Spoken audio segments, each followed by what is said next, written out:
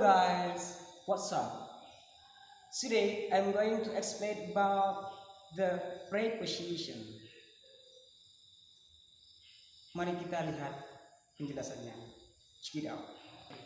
Oke, jadi preposition sebenarnya itu bukan hanya yang ini ya guys, bukan in, on, and. Preposition itu banyak sekali, tapi kebanyakan dari para pelajar yang sering ditanyakan itu apa sih in, apa sih on, apa sih at. Jadi saya di video kali ini perlu menjelaskan apa preposition tentang in, on, dan at. Baik, yang pertama itu saya kasih contoh in. In artinya itu kita di dalam. In itu digunakan di dalam artinya dalam ruangan. Nah, yang pertama transportation, berarti kendaraan, sebuah kendaraan. Yang pertama in, atau maksudnya kendaraannya itu kayak kendaraan pribadi kayak mobil atau taksi dan lain sebagainya. Nah, ya, yang pertama car, mobil atau taksi. In the car, in the taxi. Nah, oke guys.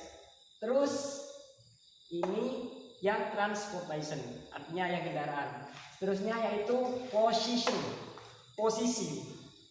Nah, posisi itu di mana kita berada. Lah, itu namanya posisi. Yang pertama position atau tempat. Posisi atau posisi maksudnya ya. Yang pertama in the house, berarti di dalam rumah. In the house, di dalam rumah. Terus in the room, di dalam ruangan. Baik ruangan dalam rumah atau sebagainya. Oke, saya harap paham guys ya. Terus yang ketiga itu location or place. Jadi lokasi atau tempat. Lokasi atau tempat di mana kita gitu. Tempatnya kita di mana gitu. Jadi kalau kita mau mengungkapkan sebuah kalimat itu location or place, misalkan di sebuah location or place itu di Probolinggo, jadi menggunakan in Probolinggo. Oke guys. Terus in apartment. Oke. Terus selanjutnya ya masih di transportation. Sekarang di poin on. On artinya itu di atas, di tempat, di sebuah tempat yang menempel. Di atas yang menempel. Seperti on train, di atas kereta. Jadi kalau misalkan di atas kereta bukan in lagi tapi menggunakan on. On the train or bus gitu ya guys. Terus yang selanjutnya position, posisi. On the table. Jadi misalkan kita menaruh sesuatu atau meletakkan sesuatu di atas yang menempel itu menggunakan on.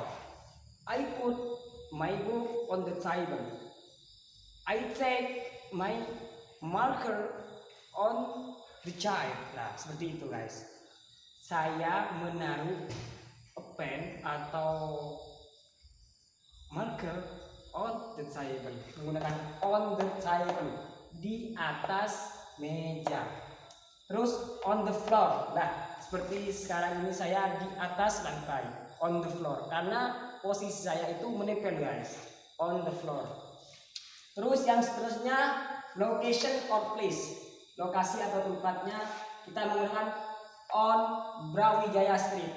Ya, di jalan Brawijaya Street. Ya gitu guys ya.